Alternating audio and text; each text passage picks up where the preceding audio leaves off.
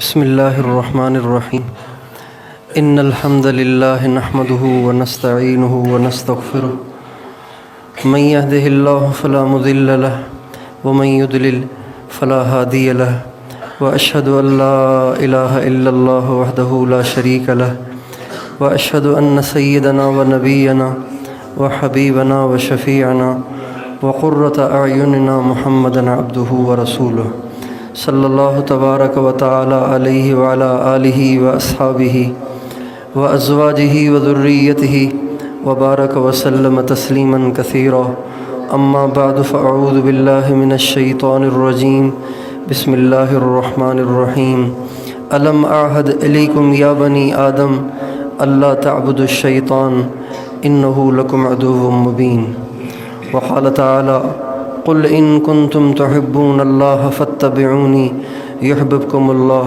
ویغفر لکم ذنوبکم واللہ غفور الرحیم سبحان ربک رب العزت عما یصفون وسلام علی المرسلین والحمد للہ رب العالمین اللہم صلی علی سیدنا محمد وعلی آل سیدنا محمد وبارک وسلم۔ میرے محترم دوستو اور بزرگوں، ہم جتنے یہاں بیٹھے ہوئے ہیں، ہم میں سے ہر ایک کسی باپ کا بیٹا ہے، کسی ماں کا بیٹا ہے، کسی بہن اور بھائی کا بھائی ہے، اور کسی بیوی کا خاوند ہوگا، کسی بہن کا بھائی ہوگا۔ یہ جو تصویریں بنا رہے ہیں نا، یہ ٹھیک نہیں ہے۔ جنہوں نے تصویر بنا لی ہے ان سے درخواست ہے کہ وہ ڈیلیٹ کر دیں۔ جنہوں نے تصویر بنائی ہے ان سے درخواست ہے کہ ڈیلیٹ کر دیں۔ اس کا فائدہ نہیں ہے، اس کا نقصان زیادہ ہے، فائدہ تھوڑا ہے۔ ہم جتنے یہاں بیٹھے ہوئے ہیں، ہم کسی باپ کے بیٹے ہیں، کسی ماں کے بیٹے ہیں، اپنے بچوں کے باپ ہیں، اپنے بھائیوں کے بھائی ہیں، اپنی بہنوں کے بھائی ہیں، اور ہم اپنی زندگیوں میں جو مشاغل اختیار کیے ہوئے ہیں، اس کا ایکو ختم کریں، یا تو کم کریں یا ختم کریں۔ ایکو ختم کر کے آواز بڑھائیں، ایکو ختم کر ڈبل کریں۔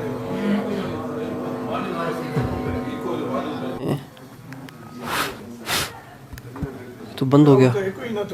بیٹھے ہیں، اپنے بچوں کے باپ ہیں، اپنے بھائیوں کے بھائی ہیں، اور ہم جتنے مشاغل کو اختیار کیے ہوئے ہیں، وہ سارے مشاغل انہی اپنے رشتوں کو نبھانے کے لیے ہیں۔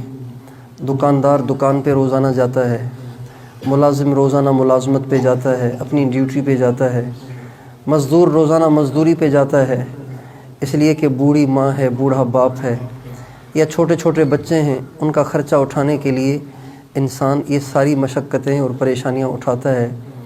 لیکن جیسے اس بات کا ہمیں احساس ہے کہ ہم اپنے بچوں کے باپ ہیں، ہم اپنی بوڑھے باپ کے بیٹے ہیں، ایسے ہی ایک اور رشتہ بھی ہمیں حاصل ہے، ایک اور نسبت بھی ہمیں حاصل ہے، جس کو ہم اور آپ بھولے ہوئے ہیں۔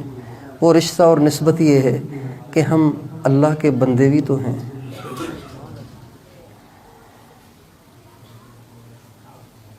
ایک بوڑھے باپ اور بوڑھی ماں کا بیٹا ہونے کی حیثیت سے ہمیں کیا کرنا چاہیے؟ ساری دنیا کر رہی ہے۔ ایک بیوی کا خاوند ہونے کی حیثیت سے ہمیں کیا کرنا چاہیے؟ تو وہ خاوند کر رہا ہے۔ بچوں کا باپ ہونے کی حیثیت سے ایک باپ کو کیا کرنا چاہیے؟ ساری دنیا کے باپ کر رہے ہیں۔ لیکن ایک اللہ کا بندہ ہونے کی حیثیت سے، اللہ کی بندی ہونے کی حیثیت سے آج کے مرد کو کیا کرنا چاہیے؟ آج کی عورت کو کیا کرنا چاہیے؟ اس سے ہم سب غافل ہیں۔ حالانکہ ماں کا حق چھوٹا ہے، باپ کا حق چھوٹا ہے، اللہ کا حق ماں اور باپ سے بھی بڑا ہے۔ ماں نے ہمیں جنا ہے، ماں نے ہمیں 9 مہینے پیٹ میں رکھا ہے، ماں نے بچپن میں ہمیں دودھ پلایا ہے، ماں نے ہماری ساری زندگی خدمت کی ہے، لیکن ہمیں بنایا تو نہیں ہے۔ جس ذات نے مجھے اور آپ کو بنایا ہے، جس ذات نے مجھے اور آپ کو وجود دیا ہے، جس ذات نے مجھے سر سے لے کے پاؤں تک بنایا ہے، میرے بال بنائے، میری کھال بنائی، مجھے آنکھیں عطا فرمائیں، مجھے زبان عطا فرمائی، مجھے کان عطا فرمائے، کروڑوں قسم کی نعمتیں میں اس مالک کی استعمال کرتا ہوں، لیکن اس رشتے کو آج میں اور آپ ہم سب بھولے ہوئے ہیں کہ میرے اللہ کے بھی تو کوئی تقاضے ہیں، میرے اللہ کی بھی تو کوئی چاہت ہے، میرے اللہ سے نسبت اور رشتے کے بھی تو کچھ تقاضے ہیں، اس کو بھی مجھے پورا کرنا چاہیے۔ اور جیسے ہم اللہ کے بندے ہیں ویسے ہی ہم حضور نبی کریم صلی اللہ علیہ وسلم کے امتی ہیں۔ یہ دو رشتے ایسے ہیں جو یکسر آج بھلا دیے گئے ہیں۔ آج امت مسلمہ کے مرد، امت مسلمہ کی عورتیں اپنے ان دو رشتوں کو بھلا بیٹھی ہیں۔ ماں کو اس بات کی فکر ہے کہ میرے بچے نے کھانا کھایا کہ نہیں کھایا، اس لیے کہ وہ ماں ہے، ماں ہونے کی حیثیت کا اس کو احساس ہے، لہٰذا وہ اپنے بچے کے بارے میں پریشان ہوتی ہے۔ اس کا بچہ اسکول سے 1:30 بجے آتا ہے، 3 بج جائے اور بچہ نہ آئے، اس کا سانس چڑھنا شروع ہو جاتا ہے، اس کا دل دھڑکنا شروع ہو جاتا ہے، اس کا بلڈ پریشر لو ہونا شروع ہو جاتا ہے، اس کو ٹینشن شروع ہو جاتی ہے۔ وہ آس پاس کے محلے کی عورتوں کو فون کرتی ہے کہ آپ کے بچے آگے کہ نہیں آئے، میرا بچہ کیوں نہیں آیا؟ 1-1.5 گھنٹہ وہ لیٹ کرتا ہے تو اس کو احساس ہوتا ہے۔ بچہ بیمار ہو جائے، اس کو رات کو نیند نہیں آتی، وہ کھانا نہیں کھا پاتی، اس کو چین نہیں آتا، پریشان ہوتی ہے، اس لیے کہ اس کو اس بات کا احساس ہے کہ میں اس بچے کی ماں ہوں۔ میرے بھائیوں اور دوستوں، کیا آج کے مرد، آج کی عورتوں کو اس بات کا بھی احساس ہے کہ حضور نبی کریم صلی اللہ علیہ وسلم میرے آقا ہیں، میرے امام ہیں، میرے مقتدیٰ ہیں؟ آیا ان کی جو مجھ سے نسبت ہے اور مجھے جو ان سے نسبت ہے اس کا بھی میں حق ادا کر رہا ہوں کہ نہیں کر رہا؟ آج ہم مسلمان اللہ کے حق کو بھی بھول گئے اور حضور نبی کریم صلی اللہ علیہ وسلم کے حق کو بھی بھول گئے، حالانکہ سب سے بڑے حق اللہ کا تھا اور سب سے بڑا حق اللہ کے نبی کا تھا۔ اللہ کا حق سب سے بڑا ہے، اللہ کا حق سب سے بڑا ہے، اللہ کا حق سب سے بڑا ہے۔ اگر کوئی انسان ساری زندگی سجدے میں گزار دے، ایک پل بھی اللہ سے غافل نہ ہو، اللہ کا حق پھر بھی ادا نہیں ہو سکتا۔ حضرت امام اعظم ابو حنیفہ رحمۃ اللہ علیہ بہت بڑے اللہ والے ہیں اور بہت بڑے عالم بھی ہیں، بہت بڑے عبادت گزار بھی ہیں۔ 40 برس انہوں نے ایسے گزارے کہ عشاء کے وضو سے فجر کی نماز پڑھی۔ 40 برس تک بلا ناغہ عشاء کے وضو سے انہوں نے فجر کی نماز پڑھی ہے۔ لیکن ایک دفعہ کسی دیکھنے والے نے ان کو دیکھا کہ بیت اللہ میں امام اعظم موجود ہیں اور بیت اللہ کے پردے سے چمٹے ہوئے ہیں اور آنسو بہا رہے ہیں، رو رہے ہیں اور اللہ سے کہہ رہے ہیں یا ربنا ما عبدنا کا حق عبادتک، اللہ تیری عبادت کا حق ادا نہیں ہو سکا، وما عرفنا کا حق معرفتک، اے اللہ تجھے پہچاننے کا حق ادا نہ ہو سکا، مجھے معاف کر دے۔ ہمارے نبی کا ارشاد ہے اتت السماء وحق لها ان تئت، آسمان میں اتنے فرشتے ہیں، 7 آسمان ہیں نا، 7 آسمان، ہر آسمان پہ اتنے فرشتے ہیں کہ 4 انگلیوں کے برابر بھی جگہ خالی نہیں ہے جہاں فرشتہ سجدے میں، رکوع میں یا قیام میں نہ ہو۔ سارے آسمان کھچا کھچ فرشتوں سے بھرے ہوئے ہیں جو فرشتے اللہ کی عبادت کر رہے ہیں، اور قیامت تک یہ سلسلہ چلتا رہے گا۔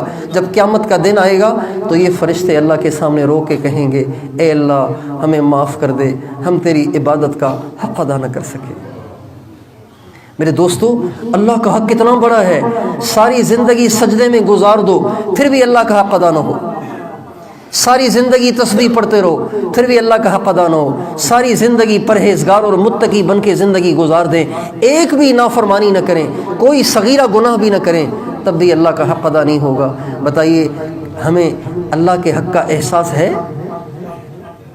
اور حضور نبی کریم صلی اللہ علیہ وسلم جن کا حق ہم پر ہماری ماں سے بھی زیادہ ہے، ہمارے باپ سے بھی زیادہ ہے، آج ان کے حق کا بھی خیال نہ رہا۔ کتنے مسلمان ہیں جن بیچاروں کو نبی کریم صلی اللہ علیہ وسلم کی شانی معلوم نہیں ہے، آپ کی عظمتی معلوم نہیں ہے، آپ کے طریقے سے ہی ناواقف ہیں، داڑھی منڈانے کو فخر سمجھتے ہیں، داڑھی رکھنے کو عار سمجھتے ہیں،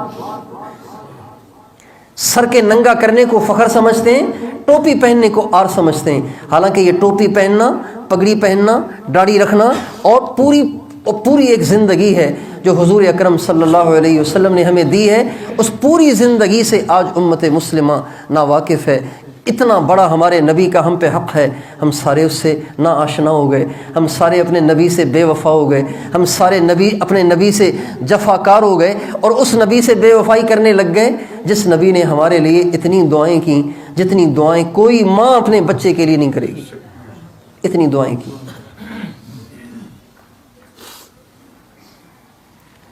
ایک دفعہ اماں عائشہ رضی اللہ عنہ کے پاس آپ علیہ السلام تشریف لائے تو اماں عائشہ فرماتی ہیں میں نے دیکھا کہ اللہ کے نبی بڑے خوش تھے، حشاش بشاش تھے۔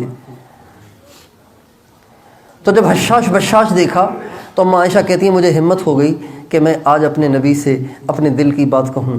چنانچہ میں نے اللہ کے نبی سے کہا یا رسول اللہ آپ آج میرے لیے دعا تو کر دیں، خصوصی دعا میرے لیے کر دیں۔ ہم بزرگوں سے کہتے ہیں نا حضرت خصوصی دعا کرنا، خصوصی میرا نام لے کے دعا کرنا۔ اماں عائشہ نے کہا یا رسول اللہ آج میرے لیے خاص دعا کریں نا آپ۔ تو آپ علیہ السلام، اماں عائشہ فرماتی ہیں آپ علیہ السلام نے اسی وقت دعا کر دی، اللہم اغفر لعائشہ ما تقدم من ذنبها وما تأخر وما اعلنت وما اسرت۔ جب آپ نے اماں عائشہ کے لیے یہ دعا فرمائی تو اماں عائشہ کہتی ہیں اس دعا سے مجھے اتنی خوشی ہوئی کہ میری ہنسی چھوٹ گئی اور میں ہنستے ہنستے لوٹ پوٹ ہو گئی، میرا سر میری گود میں آ گرا۔ تو آپ علیہ السلام نے پوچھا عائشہ ایسر کی دعا ہی، تجھے میری دعا سے بہت زیادہ خوشی ہو رہی ہے؟ تو میں نے کہا یا رسول اللہ وما لی لا یسرنی دعاؤک، مجھے کیوں نہ آپ کی دعا سے خوشی ہو، اتنی عظیم الشان آپ نے دعا دے دی، گویا جنت کا مجھے ٹکٹ مل گیا، تو میں خوش نہ ہوں تو کیا کروں؟ آپ نے فرمایا عائشہ واللہ ان ہذہ لدعوتی لامتی فی کل صلاۃ، عائشہ اللہ کی قسم کھا کر کہہ رہا ہوں یہ دعا جو تیرے لیے آج تیرے کہنے پر زندگی میں ایک دفعہ کی ہے، یہی دعا اپنی امت کے لیے ہر نماز کے اندر کرتا ہوں۔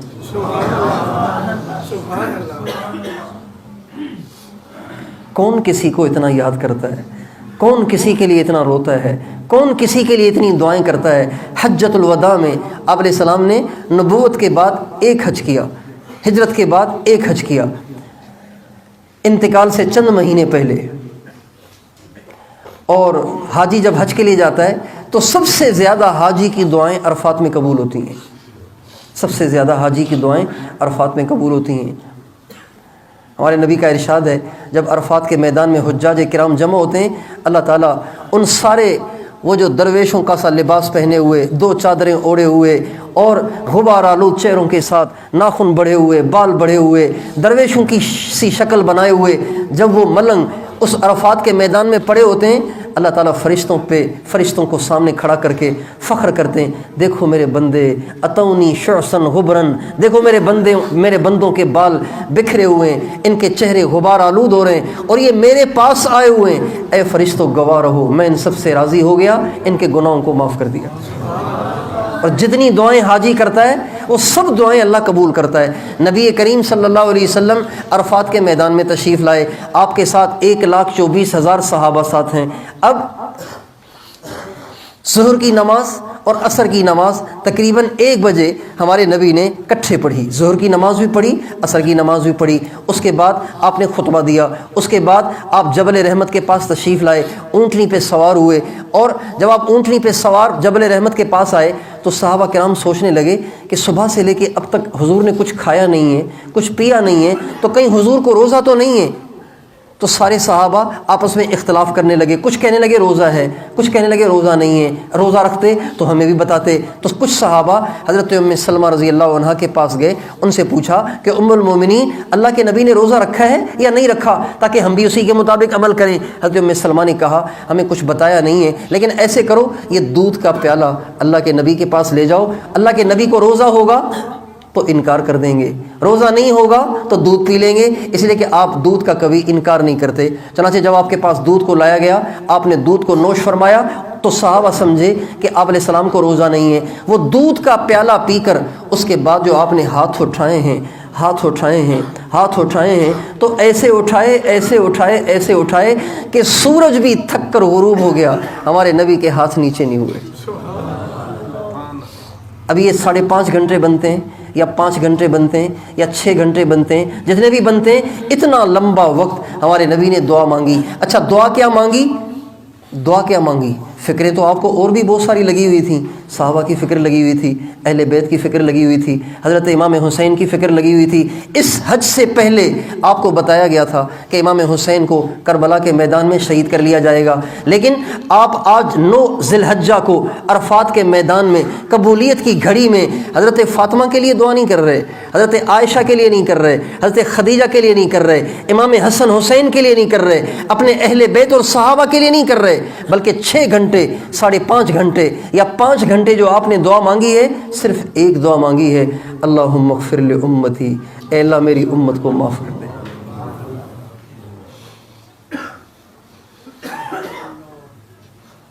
کتنا ان کا حق ہے ہم پہ، بتائیے کتنا ان کا ہم پہ حق ہے۔ آج کا مسلمان سنت کی خلاف ورزی کرتے ہوئے اور سنت کو توڑتے ہوئے، سنت کو منڈواتے ہوئے، سنت کو چھوڑتے ہوئے یہ کیوں نہیں سوچتا کہ کس کی سنت کو چھوڑ رہا ہوں؟ جس نے میرے لیے آنسو بہائے ہیں، جس نے میرے لیے اتنی لمبی لمبی دعائیں کی ہیں۔ اچھا، آپ نے غروب آفتاب تک یہ دعا کی، اس کے بعد پھر آپ مزدلفہ تشریف لے آئے، مزدلفہ آ گئے، رات مزدلفہ میں گزاری اور مزدلفہ میں ہی فجر کی نماز پڑھی۔ اشراق کے وقت آپ وہاں سے منا کی طرف چلے، جب منا کی طرف جانے لگے اشراق کا وقت ہو گیا تھا، مزدلفہ میں موجود تھے، اشراق کا وقت ہو گیا تھا، تو آپ علیہ السلام مسکرا رہے تھے۔ حضرت ابو بکر حضرت عمر دونوں تشریف لائے اور عرض کرنے لگے، یا رسول اللہ آپ اس وقت مسکرا رہے ہیں، اس وقت آپ کے مسکرانے کا معمول نہیں ہے، کوئی خاص بات پیش آئی ہے آپ مسکرا رہے ہیں؟ آپ نے فرمایا میں نے عرفات میں اللہ سے غروب آفتاب تک یہ درخواست کی، اے اللہ میری امت کو معاف کر دے۔ تو غروب آفتاب سے کچھ دیر پہلے اللہ تعالیٰ نے حضرت جبریل کو بھیجا اور مجھے آ کے تسلی دی اور کہا، اللہ تعالیٰ فرما رہے ہیں اے میرے نبی آپ روئے نہیں، میں نے آپ کی ساری امت کو معاف کر دیا، لیکن ظالم کو معاف نہیں کروں گا، ظالم کو معاف نہیں کروں گا، ظالم کو معاف نہیں کروں گا، اس لیے کہ ظالم کے پاس مظلوم کا حق ہے۔ حق والا معاف کرے گا پھر میں بھی معاف کروں گا، حق والا معاف نہیں کرے گا تو میں بھی معاف نہیں کروں گا۔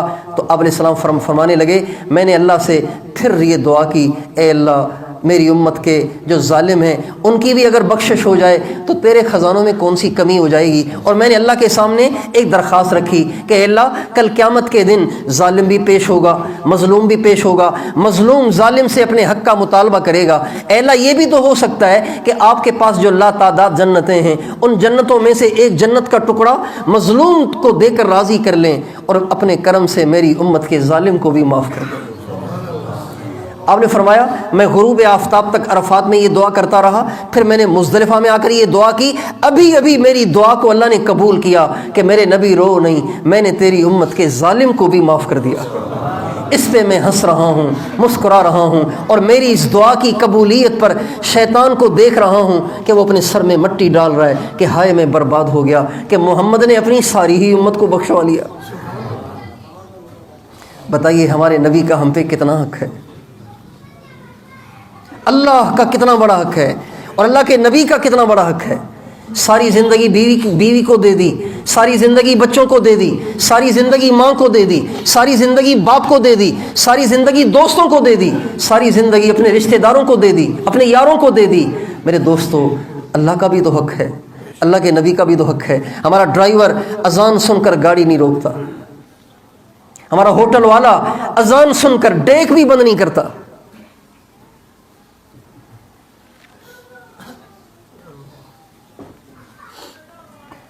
ہمارے میچ بند نہیں ہوتے، ہمارے کھیل بند نہیں ہوتے، ہماری عیاشیاں ختم نہیں ہوتی، ہماری بدماشیاں ختم نہیں ہوتی۔ مسجد کے پاس سے بھی چنچی والا گزرتا ہے تو انڈین گانے چلا کے گزرتا ہے، مسجد کے پاس سے بھی گزرتا ہے۔ میرے دوستو اللہ کا حق کتنا ہے، اللہ کے نبی کا حق کتنا ہے۔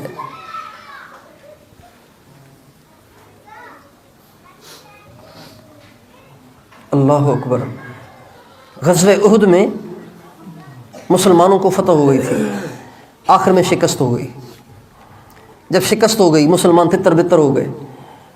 ایک کافر نے عبداللہ ابن قمیہ اور عتبہ ابن ابی وقاص اور ایک اور کافر میں نام بھول رہا ہوں، 3 کافروں نے جب ہمارے نبی کو اکیلا دیکھا تو ان تینوں نے ایک پتھر اٹھایا اور ہمارے نبی کو زور سے مارا۔ عبداللہ ابن قمیہ کا پتھر سر میں لگا، عتبہ ابن ابی وقاص کا پتھر آپ کے چہرے پہ لگا، اور تیسرے کافر نے جو پتھر مارا وہ آپ کے کندھے پہ لگا، اور یہ کوئی کنکر نہیں تھا، اتنا موٹا پتھر تھا، اتنے زور کا پتھر لگا کہ آپ کے جسم سے خون جاری ہو گیا، آپ کے دانت مبارک شہید ہو گئے، آپ بے ہوش ہو کر گڑھے میں گر گئے۔ تو عبداللہ ابن قمیہ نے آواز لگائی، میں نے محمد کو قتل کر دیا علیہ الصلوۃ والسلام کو۔ یہ آواز جب بکھرے ہوئے مسلمانوں کے کانوں میں پڑی تو ایک دم مسلمانوں کے جذبات ٹھنڈے ہو گئے، مسلمانوں پہ نا امیدی سی چھا گئی، پریشان ہو گئے۔ کچھ تو پہاڑ کے دامن میں جا کے بیٹھ گئے کہ کس کے لیے لڑیں، جن کے لیے لڑ رہے تھے وہی چلے گئے، اب کس کے لیے لڑیں۔ اور کچھ نے سوچا کہ جب حضور شہید ہو گئے تو اب ہم جی کے کیا کریں گے، وہ کفار کے مجمع میں گھسے اور لڑتے لڑتے شہید ہو گئے، اور آپ نظر بھی نہیں آ رہے تھے۔ کافی دیر کے بعد آپ کو ہوش آیا، آپ گڑھے میں سے خود باہر نکلے، گڑھے میں سے خود باہر نکلے، کسی نے نکالا نہیں۔ آپ کو ہوش آیا، آپ گڑھے میں سے باہر نکلے، اور حدیث میں آتا ہے آپ اپنے دائیں ہاتھ سے اپنے چہرے انور سے خون پونچھ رہے تھے، آپ کی آنکھوں میں خون جا رہا تھا، آپ کے منہ مبارک میں خون جا رہا تھا، آپ اپنے چہرے سے خون کو پونچھ رہے تھے۔ جب صحابہ نے آپ کو دیکھا تو ایک مردہ میں گویا جان آ گئی، ایک دم چند صحابہ جمع ہو گئے اور آ کے آپ علیہ السلام سے کہا یا رسول اللہ اب ان کے لیے آپ بد دعا کریں، جنہوں نے آپ کے ساتھ یہ کچھ کیا ہے۔ آپ علیہ السلام نے ہاتھ اٹھا لیے۔ صحابہ کہتے ہیں جب آپ علیہ السلام نے ہاتھ اٹھائے نا دعا کے لیے تو ہم نے کہا اب تو دنیا میں کوئی کافر زندہ بچ ہی نہیں سکتا۔ جب اللہ کے نبی کی بد دعا لگ گئی، آپ علیہ السلام نے ہاتھ اٹھائے تو آپ نے کیا دعا کی، اللہم اغفر لقومی فإنہم لا یعلمون، اے اللہ جنہوں نے مجھے پتھر مار مار کے لہو لہاں کر دیا ہے، میں ان کو بھی معاف کرتا ہوں، تو بھی انہیں معاف کر دے، میں بھی معاف کرتا ہوں تو بھی کر دے۔ صحابہ نے کہا یا رسول اللہ ہم نے تو آپ سے بد دعا کا کہا تھا، آپ نے دعا کر دی۔ آپ نے فرمایا انی لم ابعث لعانا ولکنی بعثت داعیا ورحمتا، میں بد دعائیں دینے کے لیے نہیں آیا ہوں، میں تو لوگوں پہ ترس کھانے آیا ہوں، لوگوں کو جہنم سے بچانے آیا ہوں، میں تو ان کو دعائیں دینے آیا ہوں، میں تو ان کو دعائیں دینے آیا ہوں۔ بتائیے اس نبی کا کتنا حق ہے، جنہوں نے پتھر کھا کے بھی دعائیں دی، دانت شہید کروا کے بھی دعائیں دیں، لہو لہاں ہو کر بھی دعائیں دیں۔ طائف میں پتھر لگے تو فرمانے لگے اللہم اہد قومی، اے اللہ ان کو سیدھا راستہ دکھا، یہ بھٹکے ہوئے ہیں، میں ان کو معاف کرتا ہوں تو بھی انہیں معاف کر۔ میرے دوستو آج ہم اپنے اللہ کے ساتھ کیا کر رہے ہیں، اپنے نبی کے ساتھ کیا کر رہے ہیں؟ ہر ایک اپنے گریبان میں جھانک کے دیکھے۔ آپ بیوی سے زور سے بات کریں تو بیوی محسوس کرتی ہے، بچے کو جھڑک دیں بچہ محسوس کرتا ہے کہ ابو نے ڈانٹا ہے، ماں سے اونچی آواز میں بات کریں تو ماں کہتی ہے بیٹا بدتمیز ہو گیا ہے۔ میرے دوستو یہ بھی تو سوچیں ہم اللہ کے ساتھ کیا کر رہے ہیں، اللہ کے نبی کے ساتھ کیا کر رہے ہیں۔ 5 دفعہ روزانہ اللہ کا مؤذن ہمیں آواز دیتا ہے، 90% مسلمان مسجد میں نہیں آتے، 90% نہیں آتے۔ کس کا کھا رہے ہو بھائی؟ آپ جو اذان سن کے نہیں آ رہے ہو کس کا کھا رہے ہو میرے پیارے؟ کس کی آنکھوں سے دیکھ رہے ہو، کس کی زبان سے بول رہے ہو، کس کے کانوں سے سن رہے ہو، کس کے پاؤں سے چل رہے ہو، کس کی آکسیجن روزانہ ٹنوں ٹن اپنے پھیپھڑوں میں لے جا رہے ہو؟ کچھ تو سوچو یار۔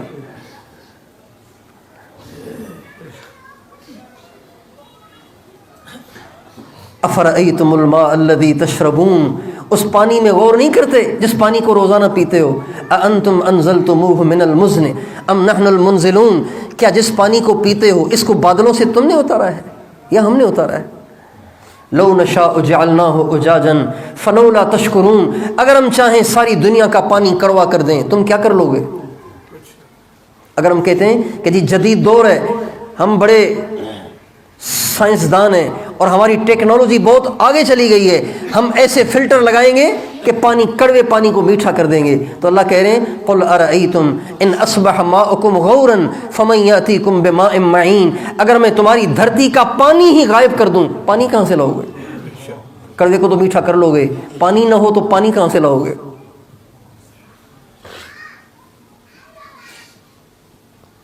کتنا اللہ کا حق ہے، کتنا اللہ کے نبی کا حق ہے۔ آپ دنیا سے جا رہے ہیں، دنیا سے جانے کا وقت قریب ہے، آپ بتا چکے ہیں کہ میں جا رہا ہوں، انتقال سے پہلے آپ مسجد میں تشریف لائے اور آپ ممبر پہ کھڑے ہوئے اور آپ نے ممبر پہ اپنے سر پر سرخ پٹی باندھی ہوئی تھی، سر میں شدید درد تھا اور بخار ہو رہا تھا، آپ نے اپنے سر پہ ایک زور سے پٹی باندھی ہوئی تھی. جب سر میں درد زیادہ ہوتا ہے تو پٹی باندھ دیں نا ہم بھی، آپ نے پٹی باندھی ہوئی تھی، زرد رنگ کی پٹی، سرخ رنگ کی نہیں، زرد رنگ کی پٹی.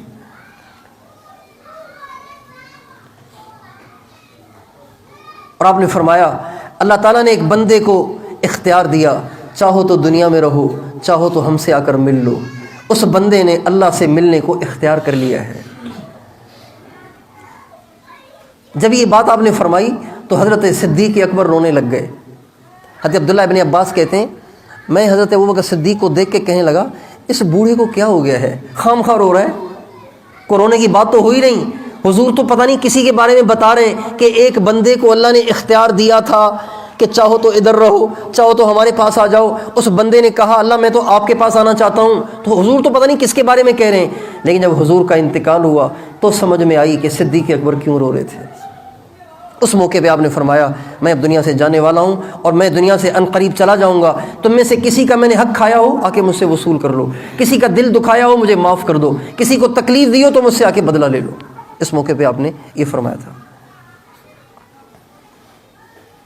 پیر کا دن ہے، ربیع الاول کا مہینہ ہے، بعض کہتے ہیں 12 ربیع الاول ہے، بعض کہتے ہیں 13 ہے، بعض کہتے ہیں 14 ہے، مختلف روایتیں ہیں. 12 ربیع الاول کا مہینہ ہے، پیر کا دن ہے، چاشت کا وقت ہے، 11 ساڑھے 11 کا تقریباً ٹائم ہے. آپ علیہ السلام کو ازواج مطہرات نے چاروں طرف سے گھیرا ہوا ہے اور حضرت علی سے آپ مل رہے ہیں، حضرت فاطمہ سے مل رہے ہیں، امام حسن حسین سے مل رہے ہیں، بہت ساروں سے آپ ملے اور رخصت ہوئے، لیکن کسی سے ملتے ہوئے آپ روئے نہیں. لیکن جب امام حسن حسین کو آپ نے سینے سے لگایا تو آپ رو پڑے. اس موقع پہ حضرت اماں فاطمہ نے کہا یا رسول اللہ آپ تو جا رہے ہیں تو میرے بچوں کو کچھ دیتے جائیں. آپ نے فرمایا ام الحسن فلہ ہیبتی و سوددی و ام الحسین فلہ جرأتی و جودی. میں اپنی سرداری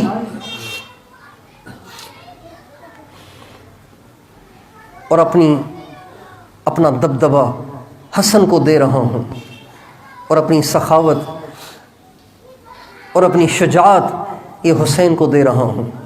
اور پھر جب یہ دونوں بچے بھی مل کر جدا ہوئے تو حضرت جبریل علیہ السلام تشریف لے آئے. انہوں نے آ کے سلام کیا، آپ نے جواب دیا. آپ نے کہا کیسے آنا ہوا؟ کہا جی حضرت اسرائیل دروازے پہ کھڑے ہوئے ہیں، وہ اندر آنے کی اجازت چاہ رہے ہیں، آپ کی طرف سے اجازت ہے؟ فرمایا بے شک بلا لو. وہ اندر آ گئے اور آ کے انہوں نے بھی سلام کیا، آپ نے جواب دیا. حضرت اسرائیل کہنے لگے یا رسول اللہ آپ پہلے آدمی ہیں جن سے اجازت لے کر اندر آیا ہوں، آج سے پہلے میں نے کسی سے جانے کی اجازت نہیں مانگی. آپ پہلے شخص ہیں جن کو میں نے سلام کیا ہے، آپ سے پہلے میں نے کسی کو سلام نہیں کیا. اس کے بعد حضرت اسرائیل علیہ السلام سے آپ نے فرمایا کیسے آنا ہوا؟ کہنے لگا جی اللہ نے مجھے آپ کے پاس بھیجا ہے آپ کو لینے کے لیے، لیکن اللہ نے یہ بھی کہا ہے اگر میرا حبیب رہنا چاہے تو اسے چھوڑ کے آ جانا. آپ علیہ السلام حضرت جبریل کی طرف دیکھنے لگے. حضرت جبریل علیہ السلام سے آنکھوں میں آپ مشورہ کرنے لگے. جبریل علیہ السلام سے پوچھا کیا کرنا چاہیے؟ جبریل علیہ السلام کہنے لگے یا رسول اللہ ان ربک الیک لمشتاق، آپ کا رب تو آپ سے ملنے کا مشتاق بنا ہوا ہے، انتظار ہو رہا ہے، اللہ کو شوق ہو رہا ہے آپ سے ملاقات کا، باقی آپ کی مرضی ہے. آپ نے فرمایا ٹھیک ہے، اگر اللہ مجھ سے ملنے کے شوق میں ہے تو میں بھی اللہ سے ملنے کے لیے تیار ہوں. بس ایک رکاوٹ ہے، ایک دل میں کانٹا ہے جو چبھا ہوا ہے، ایک دل میں پریشانی ہے جو تمہیں بتاتا ہوں. وہ یہ ہے کہ اگر آج میں اللہ کے پاس چلا جاؤں تو پیچھے میری گنہگار امت کا کیا ہوگا؟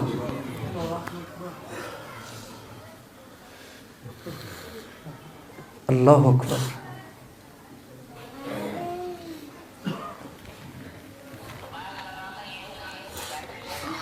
اذانیں سن کے نماز نہ پڑھنے والوں کے لیے لمحہ فکریہ ہے،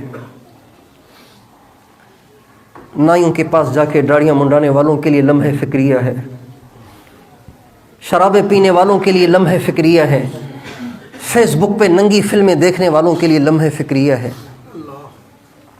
یوٹیوب پہ گندی تصویریں دیکھنے والوں کے لیے لمحہ فکریہ ہے، دکانوں پہ بیٹھ کے جھوٹ بولنے والے اور دھوکہ دینے والے، 2 نمبری کرنے والوں کے لیے لمحہ فکریہ ہے کہ آپ کا نبی آپ کے ساتھ کیا چل رہا تھا، آپ اپنے نبی کے ساتھ کیا کر رہے ہیں، آپ کے نبی کا آپ سے کیا رویہ ہے، اور آپ کا آپ کے نبی کے ساتھ کیا رویہ ہے.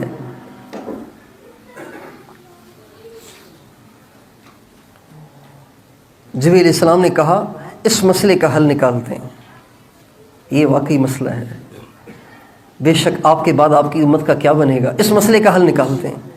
جبریل علیہ السلام اللہ کے پاس چلے گئے، اللہ کے ہاں سے جواب لائے، اے میرے نبی آپ آرام سے تشریف لے آئیں، آپ کے بعد ہم آپ کی امت کو اکیلا نہیں چھوڑیں گے۔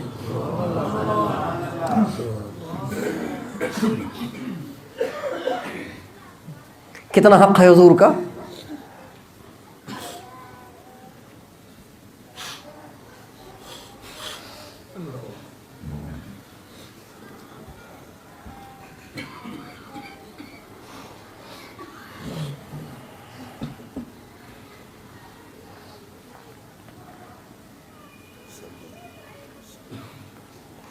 اور سچ پوچھیں تو میرا اور آپ کا آج کے اس گندے دور میں وجود بھی یہ حضور کی اس دعا کا صدقہ ہے۔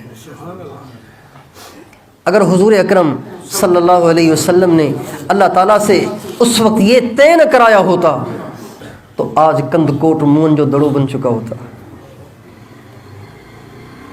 آج سکھر مونجو دڑو بن چکا ہوتا، آج لاڑکانہ، حیدرآباد، کراچی، سندھ، پنجاب، بلوچستان، سرحد، پورا پاکستان، ساری دنیا مونجو دڑو بن چکی ہوتی، کھنڈر بن چکے ہوتے، پتھر بن چکے ہوتے، پتھر برسائے جا چکے ہوتے، انگارے برسائے جا چکے ہوتے۔ کون سا جرم نہیں ہو رہا بتائیے؟ کون سا جرم نہیں ہو رہا آپ کے ماحول میں، ہمارے ماحول میں؟ جو جرائم قوم نوح نے کیے ہم کر رہے ہیں، جو جرائم قوم لوط نے کیے ہم کر رہے ہیں، جو جرائم قوم شعیب نے کیے ہم کر رہے ہیں، جو جرائم قوم صالح نے کیے ہم کر رہے ہیں، جو جرائم قوم سبا نے کیے آج کا ہر زمیندار وہ کر رہا ہے الا ماشاءاللہ۔ لیکن حضور کی دعاؤں کا صدقہ ہے کہ ہم پہ پتھر نہیں برس رہے، اور ہم پہ انگارے نہیں برس رہے، ہماری شکلیں سور اور خنزیر اور بندر نہیں بن رہی۔ اللہ تعالیٰ ہمیں ڈھیل دے رہا ہے، بس یہ چھوٹی چھوٹی پریشانیاں بھیج کے، حضور کی دعاؤں کے طفیل یہ پریشانیاں بھیج کے ہمارے گناہوں کو معاف کر رہا ہے۔ یہ جو مہنگائی آئی ہوئی ہے نا، یہ مہنگائی یہ ساری امت کے لیے بخشش کا سامان ہے۔ جو لوگ اس مہنگائی میں پس رہے ہیں ان کے گناہ معاف ہو رہے ہیں، جو ان بیماریوں میں پس رہے ہیں ان کے گناہ معاف ہو رہے ہیں، جو کسی ظالم کے پنجے میں جکڑے ہوئے ہیں ان کے گناہ معاف ہو رہے ہیں، جو کسی ظالم جج کے ہاتھوں مارے گئے ان کے گناہ معاف ہو رہے ہیں، جو کسی ظالم وڈیرے کے ہاتھوں پس رہے ہیں ان کے گناہ معاف ہو رہے ہیں، جو کسی ڈاکو سے لٹ رہے ہیں، کسی چور سے لٹ رہے ہیں، ان سب کے گناہ معاف ہو رہے ہیں۔ یہ حضور کی دعاؤں کا صدقہ ہے۔ بتائیے حضور کا کتنا حق ہے؟ تو بھائیوں، میں بھی آپ بھی جیسے اپنے بچوں کے حق کو یاد کیے ہوئے سارا دن دھکے کھاتے ہیں روٹی کمانے کے لیے، مزدوریاں کرتے ہیں، ملازمت کرتے ہیں، نوکریاں کرتے ہیں، کاروبار کرتے ہیں، بھائیوں اللہ اور اس کے نبی کا حق ادا کرنے کے لیے بھی تو کچھ قدم اٹھایا کریں، ان کے بھی تو حق کی کوشش کریں، پورا کرنے کی کوشش کریں۔ کیا خیال ہے؟ اللہ اور اس کے نبی کا بھی حق ادا کرنے کی کوشش کریں گے؟ حق ادا نہیں ہوگا، کوشش ہی کرنی ہے، حق ادا نہیں ہوگا، کوشش کرنی ہے۔ اللہ کا حق کیا ہے؟ اللہ کا حق کیا ہے؟ اس کے احکام کو پورا کرنا اور جن باتوں سے اس نے منع کیا اس سے دور رہنا، یہ اللہ کا حق ہے۔ اللہ نے جن باتوں سے منع کیا ہے ان سے بچنا، یہ اللہ کا حق ہے۔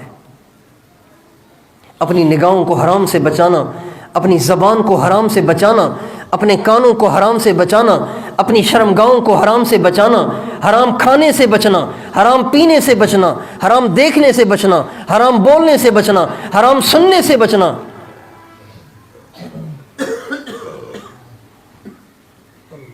آپ بصیرت کا چشمہ لگا کر جب اپنے اندر میں جھانکیں گے نا، آپ کو اپنے اندر میں 20 حرام کاریاں نظر آئیں گی، 20 حرام کاریاں نظر آئیں گی۔ لیکن بصیرت کا چشمہ ہم نے توڑ کے پھینکا ہوا ہے، اس لیے اوروں پہ یہ انگلیاں اٹھاتے پھرتے ہیں، یہ ایسا ہے، وہ ویسا ہے، یہ مولوی ایسے ہیں، یہ تبلیغی ایسے ہیں، اور یہ صوفی ایسے ہیں، اور یہ جمعیت والے ایسے ہیں، اور یہ فلاں ایسا ہے، فلاں ایسا ہے، اوروں پہ انگلیاں اس لیے اٹھاتے ہیں کہ بصیرت کا چشمہ توڑ کے پھینک رکھا ہے. بصیرت کا چشمہ لگا کر اپنے گریبان میں جھانکیں گے، 20 حرام کاریاں آپ کو نظر آئیں گی.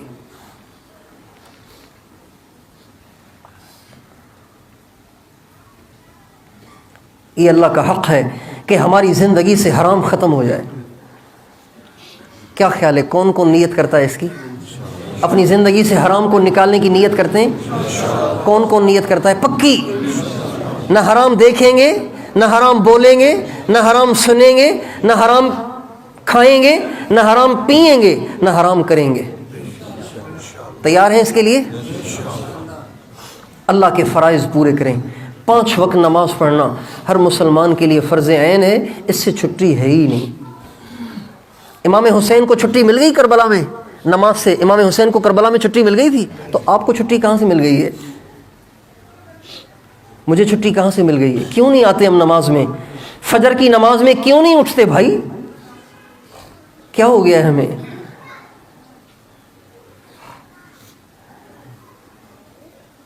انتظار میں بیٹھے ہوئے ہیں کہ کعبے کا امام ہمارے لیے دعا کرے گا تو سارے مسئلے حل ہو جائیں گے. میرے بھائی جب آپ فجر میں نہیں اٹھتے تو کعبے کا امام تو کیا، کوئی بڑے سے بڑا، اس سے بھی بڑا کوئی بڑا آدمی اللہ والا آپ کے لیے دعا کرے، آپ کے کام نہیں بنیں گے جب تک آپ پکے نمازی نہ بنیں. فجر کی نماز میں اٹھنا ضروری ہے. 5 نمازیں اپنی ذات سے بھی پابندی سے پڑھیں، اپنے سارے گھر کو نمازی بنائیں، اپنے سارے محلے کو نمازی بنائیں، اپنے سارے علاقے کو نمازی بنائیں. یہ ناممکن نہیں ہے کہ سارے کند کوٹ کے سارے مرد عورتیں 5 نماز پڑھنے والے بن جائیں. ناممکن نہیں ہے، یہ آسان ہے. اگر کوئی محنت کرے، کوشش کرے تو ہو سکتا ہے. تو کیا خیال ہے 5 نمازیں پابندی سے پڑھیں گے؟ کون کون بلا ناغہ مرتے دم تک 5 نمازیں جماعت سے پڑھے گا؟ اے اللہ ان سب کو توفیق دے، مجھے بھی توفیق دے. اللہ کی توفیق کے بغیر نہیں ہوتا.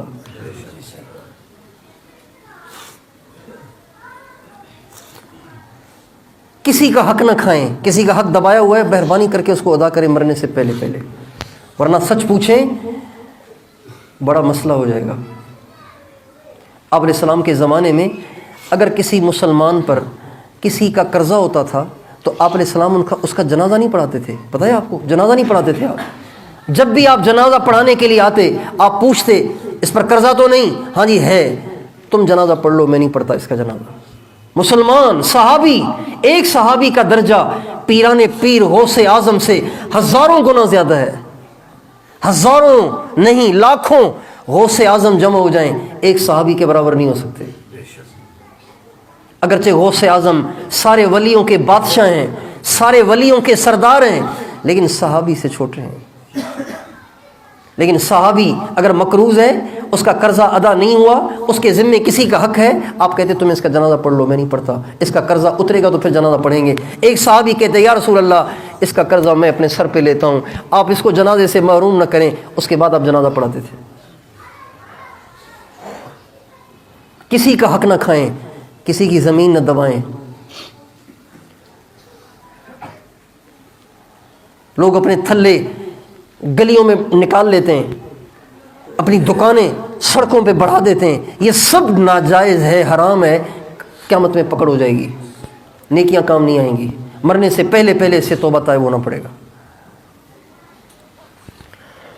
جو ملازم ڈیوٹیاں پوری نہیں کر رہے، تنخواہ پوری لے رہے ہیں، خود بھی حرام کھا رہے ہیں، بچوں کو بھی حرام کھلا رہے ہیں.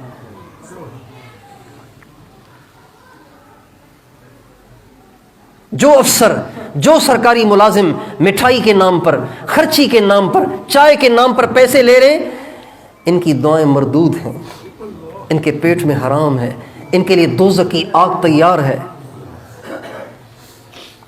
اس لیے اللہ کے حقوق پورے کر لیں اور مخلوق کے حقوق ادا کریں. اور نبی کریم صلی اللہ علیہ وسلم کا حق کیا ہے کہ اپنے سر سے لے کے پاؤں تک پورے جسم کو سنت سے سجا لیں.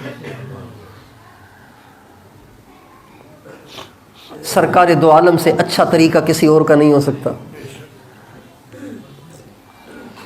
کتنے نادان ہیں مسلمان، کتنے نا سمجھ ہیں مسلمان کہ ناموس رسالت پہ تو کٹر مرنے کو تیار ہیں اور خود حضور کے طریقے کو اختیار کرنے کے لیے تیار نہیں ہیں.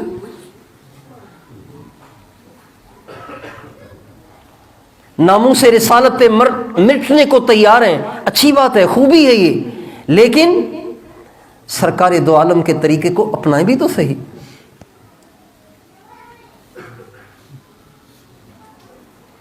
اس بات پہ ہمارا عقیدہ اور ایمان ہے کہ نبی کریم صلی اللہ علیہ وسلم سے اچھا طریقہ کسی کا نہیں ہے۔ کیوں بھائی، ہے کہ نہیں؟ ایسے ہے کہ نہیں؟ ہمارے نبی سے اچھا طریقہ کسی کا ہو سکتا ہے؟ ہمارے نبی سے زیادہ حسین کوئی ہو سکتا ہے؟ ہمارے نبی سے زیادہ شان والا کوئی ہو سکتا ہے؟ ہمارے نبی سے زیادہ عزت والا کوئی ہو سکتا ہے؟ پھر کس کے پیچھے چل رہے ہیں جب اتنے بڑے ہمارے پاس موجود ہیں، اتنے بڑے کا طریقہ ہمارے پاس موجود ہے، اتنے بڑے امام اور مقتدا ہمیں اللہ نے دیے ہوئے ہیں، پھر ہم کس کو امام بنائے ہوئے ہیں؟ کس کے پیچھے چل رہے ہیں؟ کس کا اسٹائل اختیار کیے ہوئے ہیں؟ نائی کے پاس 20 تصویریں لگی ہوئی ہیں کافروں کی، فاسقوں فاجروں کی۔ آج کا نوجوان نائی کے پاس تصویر پہ انگلی رکھ کے کہتا ہے اس جیسے بال بناؤ، یہ نہیں کہتا میرے بال میرے آقا جیسے بناؤ۔ فاسقوں فاجروں کو آئیڈیل بنایا ہوا ہے، کافروں کو آئیڈیل بنایا ہوا ہے۔ اللہ کے نبی کا حق ہے کہ ہم اپنے اللہ کے نبی کو آئیڈیل بنائیں۔ تیار ہیں اس کے لیے؟ اپنی زندگی کو حضور کے طریقے پہ لائیں گے انشاءاللہ؟ سر کے بالوں سے لے کے پاؤں کے ناخن تک حضور کے طریقے میں سجا ہوا جب مرے گا، اللہ کے سامنے جائے گا، بتائیے اللہ کو پیار آئے گا کہ نہیں آئے گا؟ محبوب کے روپ میں جو آئے گا، کیسے اس کو اللہ دوزخ میں ڈالے گا؟ جو محبوب کے روپ میں آئے گا، اللہ اس کو دوزخ میں کیسے ڈالے گا بھائی؟ چھوٹا سا واقعہ سناتا ہوں پھر ختم کرتے ہیں۔ موسیٰ علیہ السلام نے جب فرعون کو معجزہ دکھایا نا، سانپ کا معجزہ دکھایا تو پریشان ہو گیا، گھبرا گیا۔ تو اس کے جو چیلے چماٹے تھے انہوں نے کہا کہ آپ گھبرا کیوں رہے ہیں؟ یہ سارا جادو ہے، آپ جادوگر جمع کریں، اس کا سارا جادو فیل ہو جائے گا۔ ان کا ٹھیک ہے۔ اس سارے مصر کے جادوگر جمع کیے، 60,000 جادوگر جمع کیے۔ کتنے؟ 60,000 جادوگر جمع کیے۔ ان سے کہا کہ ایسا جادو بنا کے لاؤ کہ لاٹھی سے سانپ بن جائے، اس لیے کہ میرے مقابلے میں جو شخص کھڑا ہوا ہے موسیٰ، وہ بھی لاٹھی کو سانپ بناتا ہے، تم بھی ایسا جادو بناؤ کہ لاٹھی کو سانپ بنائے۔ تو جادوگر کہنے لگے ہم صرف لاٹھی کو سانپ نہیں بنائیں گے، لاٹھی کو بھی سانپ بنائیں گے، رسی کو بھی سانپ بنائیں گے۔ جب ہم یوں کریں گے تو اس پہ غالب آ جائیں گے۔ لیکن اللہ کی شان جب میدان میں آئے تو معاملہ بالکل الٹ ہو گیا۔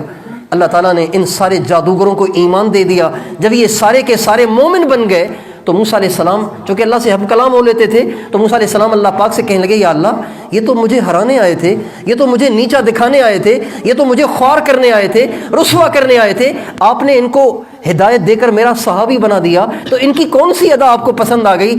تو اللہ تعالیٰ نے کہا موسیٰ یہ آئے تو تجھے ہرانے تھے، آئے تو تجھے رسوا کرنے تھے، لیکن چونکہ تیرے جیسا جبہ پہن کے آئے تھے اس لیے مجھے اچھے لگ گئے، تیرے جیسا جبہ پہن کے آئے تھے اس لیے مجھے اچھے لگ گئے، تیرے جیسی لاٹھی لے کے آئے تھے اس لیے مجھے اچھے لگ گئے۔ موسیٰ علیہ السلام کے بھی ہاتھ میں لاٹھی تھی، وہ بھی لاٹھی لے کے آئے تھے۔ تو جو موسیٰ علیہ السلام کے روپ میں آیا، کافر بن کر آیا، اللہ کو اچھا لگ گیا، ایمان کی دولت سے منور ہو گیا، تو جو محمد مصطفیٰ کے روپ میں آئے گا اللہ کو کتنا اس پہ پیار آئے گا۔ تو حضور کے روپ میں مرنے کی نیت کریں۔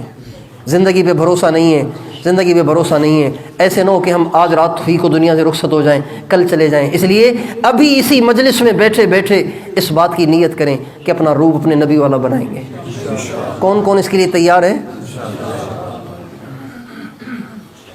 ویسے ہماری عادت تو نہیں ہے، لیکن میں بن چاہے اب ایک ضرورت سمجھ کر آپ کے سامنے یہ بات رکھ ہی دیتا ہوں، آپ شرمندہ نہ ہوں، ناراض بھی نہ ہوں۔ کہہ دوں بات، آپ ناراض تو نہیں ہوں گے؟ وہ یہ ہے کہ داڑیاں رکھو یار، اپنے چہرے پہ پوری داڑھی سجاؤ، منڈاؤ بھی نہیں کٹاؤ بھی نہیں۔ داڑھی رکھا ہوا ملا نہیں ہے، یہ نبی کا غلام ہے۔ اس کو ملا بن کے سنت کی تحقیر کرنے والا اسلام سے خارج ہو جاتا ہے۔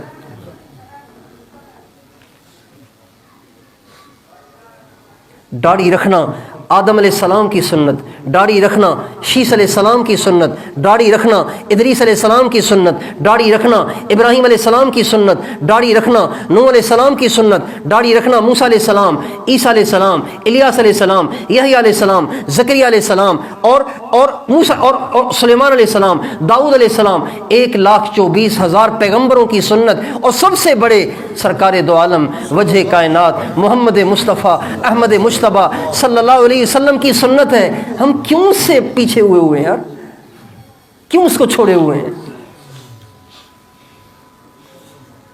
سارے نبیوں کی شکل ایک طرف ہے، ہماری شکل دوسری طرف ہے۔ یہ کتنی بڑی کم قسمتی ہے، یہ کتنا بڑا خسارہ اور نقصان ہے۔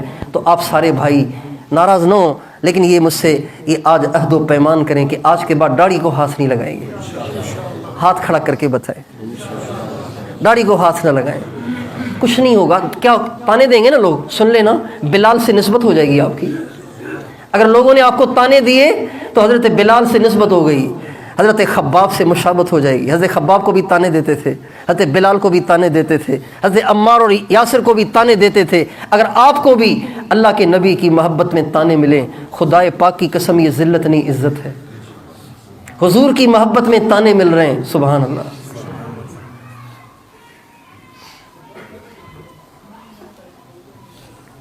ایک شاعر ہے عرب کا ایک شاعر ہے، ایک عورت پہ عاشق ہو گیا، ایک عورت پہ عاشق ہو گیا۔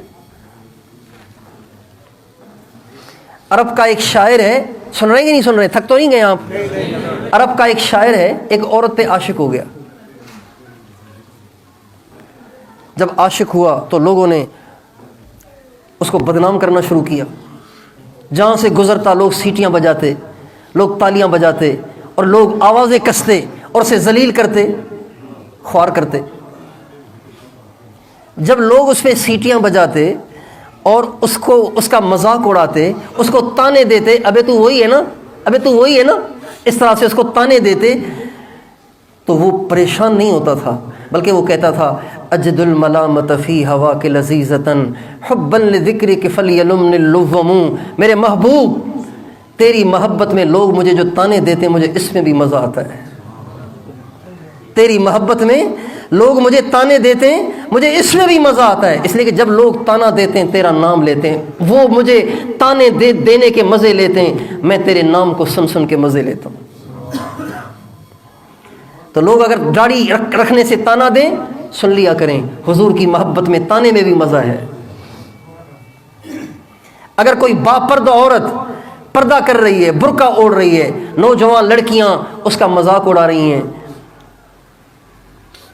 آنکھوں میں اشارے کر رہی ہیں، حقارت کی نگاہوں سے اسے دیکھ رہی ہیں، ایک دوسرے کو انگلیوں سے اشارے کر رہی ہیں، اس کا مذاق اڑا رہی ہیں، تو وہ پریشان نہ ہو، اس لیے کہ حضور کی محبت میں اس کے ساتھ مذاق اڑایا جا رہا ہے، اور حضور کی محبت میں جو مذاق اڑایا جائے اس کا بھی ایک مزہ ہے۔ تعریف میں مزہ آتا ہے نا، جب آدمی کی تعریف ہو تو مزہ آتا ہے نا۔ خدائے پاک کی قسم، تعریف میں وہ مزہ نہیں ہے جو حضور کی سنت کو اپناتے ہوئے تانوں میں مزہ ہے، ملامت میں جو مزہ ہے، لوگوں کے باتیں بنانے میں جو مزہ ہے، مذاق اڑانے میں جو مزہ ہے، وہ تعریف میں بھی نہیں ہے۔ اگر لوگ آپ کو کہیں یار آپ نے داڑھی منڈائی ہے، کتنے اچھے لگ رہے ہیں، آپ کا دل خوش ہوگا۔ اس تعریف میں وہ مزہ نہیں ہے جو آپ کے داڑھی رکھنے کے بعد اور عورت کے پردہ دار ہو جانے کے بعد اس کا مذاق اڑانے میں جو مزہ ہے، وہ اس میں نہیں ہے۔ اس لیے آپ سارے نیت کریں، انشاءاللہ حضور کے طریقے سے ہٹ کے اب زندگی نہیں گزارنی۔ بھائی تیار ہیں نا انشاءاللہ؟ اللہ تعالیٰ مجھے بھی توفیق دے یار، آپ کو بھی توفیق دے۔ ہم سارے کمزور ہیں، ماحول ہی کچھ ایسا بن چکا ہے کہ دین پہ چلنے کو دل ہی نہیں کرتا، اور خود بھی یہ زندگی اختیار کریں، اوروں کو بھی اس پہ لانے کی کوشش کریں اور محنت کریں۔ آپ میں سے ہر ایک اگر روزانہ محنت کرے، کوشش کرے، اوروں کو ایسا بناتا رہے، اوروں کی ذہن سازی کرتا رہے۔ انسان کی اگر ذہن سازی ہو جائے نا تو وہ سب کچھ کر لیتا ہے۔ ذہن سازی کی بات ہے، ذہن سازی ہو جائے تو وہ ہر قسم کی ذلت اٹھا لیتا ہے۔ ذہن سازی نہ ہو تو پھر کرنا مشکل ہوتا ہے۔ تو آپ ہر ایک سے ملیں، ہر ایک کو سمجھائیں، ہر ایک کی ذہن سازی کریں، اور اس کو سمجھائیں کہ اللہ کا کتنا حق ہے، اللہ کے نبی کا کتنا حق ہے، اللہ کے نبی کی ماننے میں، اللہ کی ماننے میں کتنی بڑی کامیابی ہے۔ تو بھئی اوروں پہ بھی محنت کریں گے نا انشاءاللہ۔ اللہ تعالی ہم سب کو توفیق عطا فرمائے، اور تبلیغ میں بھی جانے کی نیت کریں، ٹھیک ہے نا؟ ہاں، تبلیغ میں بھی جانے کی نیت کریں۔ بے شک اگر 4 مہینے سال کی ہمت نہیں ہے تو 3 دن سے شروع کر لیں، اور اہل اللہ کی صحبت اختیار کریں، اہل اللہ سے استفادہ کریں، اہل اللہ کے پاس بیٹھیں، اہل اللہ سے اپنا رابطہ رکھیں، تعلق رکھیں۔ اہل اللہ کی صحبت آپ نہیں بھی چاہیں گے نا، ان کی صحبت آپ کو اچھا کر دے گی، ان کی صحبت آپ کو سدھار دے گی، آپ کے اندر سے کمیاں کوتاہیاں دور کر دے گی۔ کوشش کریں گے انشاءاللہ۔ اللہ تعالیٰ ہم سب کو توفیق عطا فرمائے۔